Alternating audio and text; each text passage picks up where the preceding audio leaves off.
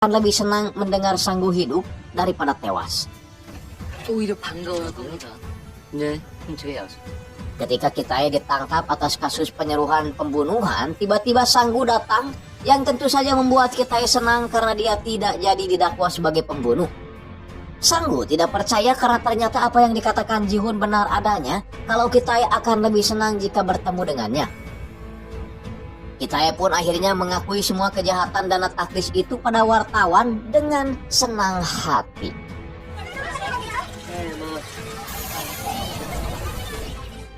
Dan Ji-hoon mendapat minuman gratis karena dia berhasil menang dari Joyong.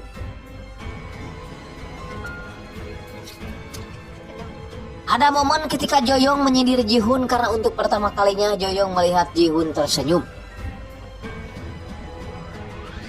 Di sela-sela kesibukan Ji-hoon, Joyong selalu menyempatkan diri untuk bertemu Ji-hoon. Joyong yang kembali mendapati Ji-hoon tersenyum untuk yang kedua kalinya, menantang Ji-hoon jika Ji-hoon tertangkap tersenyum untuk ketiga kalinya, maka Ji-hoon harus bersedia berkencan dengannya. Ji-hoon hanya memandangi Joyong tanpa bicara sepatah kata pun. Aduh, bodoh sekali ya si Ji-hoon ini. Coba kalau saya yang diajak, pasti double tuh perempuan. Ji-hoon bertanya pada Sanggu tentang kemana aliran dana taktis itu mengalir. Tapi Sanggu tidak tahu karena dia hanya mengambil uang itu tanpa melihat siapa yang mengirimnya. Ji-hoon berpikir kalau Sanggu tidak melihat orang yang mengirim itu, pasti si pengirim mengetahui wajah dari Sanggu. Akhirnya Ji-hoon pun menyuruh timnya untuk mengumpulkan para pengusaha, mulai dari tukang kerupuk sampai rentenir, untuk melihat ekspresi mereka ketika melihat foto Sanggu. Dan dari semua pengusaha itu hanya si bos rentenir lah yang berbeda. Bos rentenir itu awalnya tidak mau mengaku, tapi karena Ji-hoon mengancamnya dengan pidana, maka terpaksa si rentenir itu menjelaskan semuanya. Dia mengaku kalau dia hanya mengantarkan uang itu saja. Dia tidak tahu siapa yang mengirim dan siapa yang menerima. Dia hanya ingat plat nomor mobil yang pernah digunakannya itu. N3866. Di lain tempat, Yeon-sub yang seorang mantan jaksa akan mencalonkan diri sebagai Perdana Menteri. Ketika menjadi seorang jaksa, Yeon-sub dikenal sebagai jaksa yang cerdas, tangguh, dan tidak pandang bulu.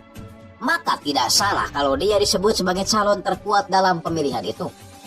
Selesai sidang, dia tidak melayani pertanyaan para wartawan dikarenakan ada acara keluarga. Ternyata hari itu Yeon-sub berulang tahun dan dia mengadakan syukuran kecil-kecilan dengan anak cucunya. Dari raut wajahnya, Yeon-sub terlihat kurang bahagia dan seperti mengharapkan sesuatu. Setelah anak cucunya pergi, Ji-hoon datang memanggilnya ayah sambil memberikan sebuah bingkisan. Ya, Yeon-sub adalah ayah Ji-hoon. Ji-hoon sebenarnya hendak masuk terlebih dahulu, namun langkah Ji-hoon terhenti ketika melihat mobil hitam dengan plat nomor yang sepertinya tidak asing buat dia. Ya, novel itu sama persis dengan yang disebutkan oleh bos rentenir kemarin. Ji-hoon curhat tentang dilema yang lagi dirasakannya saat ini pada Hyejin. Dan Hyejin sangat mengerti jika Ji-hoon akan menstop kasus ini karena tidak mungkin seorang anak akan memenjarakan ayahnya. Tak hanya pada Hyejin, Ji-hoon juga meminta pendapat Joyong ketika dia harus menyelidiki orang yang paling dia hormati. Joyong menjawab kalau itu dirinya, maka dia akan melanjutkan penyelidikan sebagai bentuk sopan santun dan mengembalikannya ke jalan yang benar. Ji-hoon pun akhirnya memutuskan untuk menemui ayahnya. Dari sekian banyak makanan di rumah ayahnya, Ji-hoon tetap memilih seblak tulang untuk dia makan. Karena Ji-hoon bercerita kalau dulu ketika dia merindukan ayahnya, ibunya selalu membuatkannya seblak tulang. Jadi seblak tulang ini sebagai pengganti kehadiran ayahnya yang selalu tidak ada di rumah. Mendengar hal itu, ayahnya langsung meminta maaf dan menyuruh Ji-hoon untuk sering menemuinya. Di sela-sela obrolan, ayahnya menanyakan kasus yang sedang diselidiki oleh Ji-hoon sekarang. Dan Ji-hoon bilang bahwa dia sedang menyelidiki kasus aliran dana taktis Choi Kitae dan pemanggilan akan segera dimulai. Keesokan harinya, ayahnya datang ke kantor Ji-hoon yang membuat Ji-hoon hanya bengong teringat percakapan mereka semalam yang ayahnya mengaku melakukan ini demi mewujudkan keadilan. Meskipun harus ditempuh dengan jalan yang salah.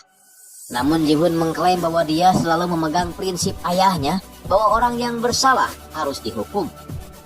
Atasan Ji-hun marah ketika mengetahui Ji-hun akan melakukan interogasi kepada Yeon-sub yang notabene sebagai jaksa wilayah. Tapi Yeon-sub membela Ji-hun dengan mengatakan, tidak apa-apa, kita tidak boleh mematahkan tekad seorang jaksa muda. Di ruang interogasi, Yeon-sub banyak tidak mengakui semua yang dituduhkan Ji-hun kepadanya. Sampai pada akhirnya Ji-hun memberikan sesuatu yang mungkin Yeon-sub akan menyerah. Di luar ruangan, rekan-rekan Yeon-sub merasa gelisah dan takut Yeon-sub akan membocorkan semua yang terlibat. Maka dari itu mereka merencanakan sesuatu yang keji dengan seolah-olah Yeon-sub mengambil aliran dana itu sendirian. Mereka tidak sadar kalau percakapan mereka tadi disadap sehingga langsung terdengar oleh Yeon-sub dan juga Ji-hun.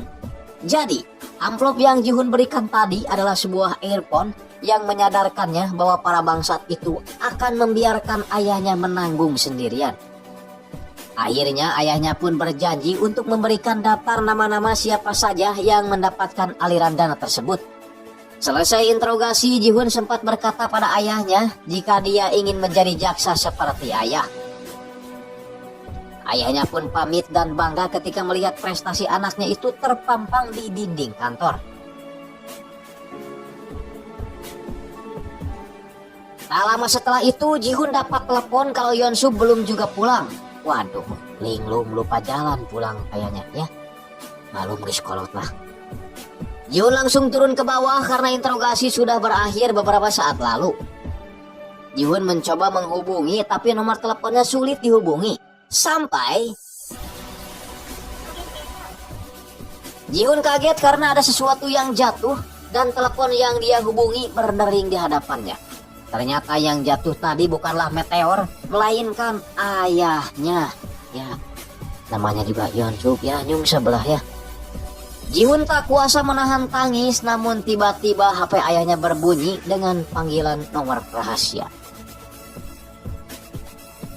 Kematian Kim Yeon-sub yang sebagai jaksa wilayah tentu saja membuat publik gempar, apalagi dia meninggal pada saat dilakukan penyelidikan. Ji-hun sendiri pergi ke rumah ayahnya untuk mencari daftar nama anggota dewan yang menerima aliran dana taktis itu.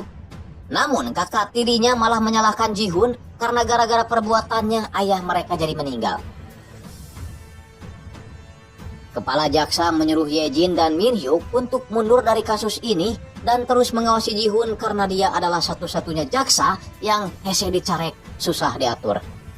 Ayahnya telah dimakamkan dan Ji-hun hanya melihat dari kejauhan, seolah-olah dia bukanlah bagian dari keluarga ayahnya.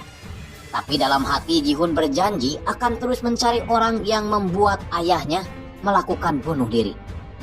Penyidiknya menemukan kalau nomor yang menghubungi ayahnya terakhir berasal dari ponsel sekali pakai. Yoyong datang untuk sekedar menghibur Ji-hun kalau Ji-hun tidak perlu merasa bersalah. Namun Ji-hun mengatakan masalahnya karena Yeon-sub adalah ayahnya. Seketika Joyong kaget karena orang yang dibicarakan Ji-hun kemarin ternyata ayahnya. Sejenak kita kembali ke masa sekarang. Di luar jati dirinya yang sebagai pengacara edan kocak sering nunggak sewa kontrakan. Tapi sebenarnya Ji-hun adalah orang kaya dengan hunian dan odong-odong yang mewah.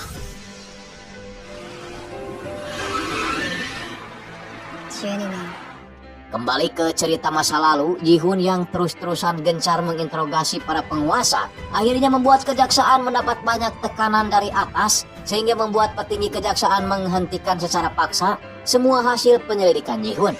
Dan alhasil, Ji-hun gagal menemukan nomor ponsel sekali pakai yang terakhir menghubungi ayahnya itu. Joyong mencoba menghibur Ji-hun yang sudah terlihat blow on dengan mengajaknya abok bersama. Namun Ji-hun malah pergi dan lebih menikmati air hujan yang turun malam itu.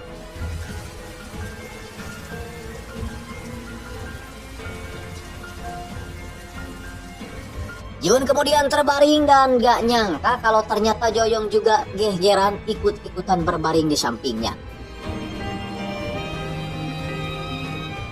Ji-hun kemudian tersenyum dan sesuai perjanjian, kalau Ji-hun tersenyum di hadapan Joyong untuk ketiga kalinya, maka mereka akan pacaran. Tuan Baek memberikan jabatan sebagai kepala pengacara di firma hukumnya pada Joyong yang memang sudah dianggap sebagai anaknya sendiri. Tapi Joyong menolak dan malah memberikan surat pengunduran diri. Joyong berkata bahwa dia telah memutuskan untuk bekerja sama dengan seseorang. Joyong mulai mencari tempat untuk dijadikannya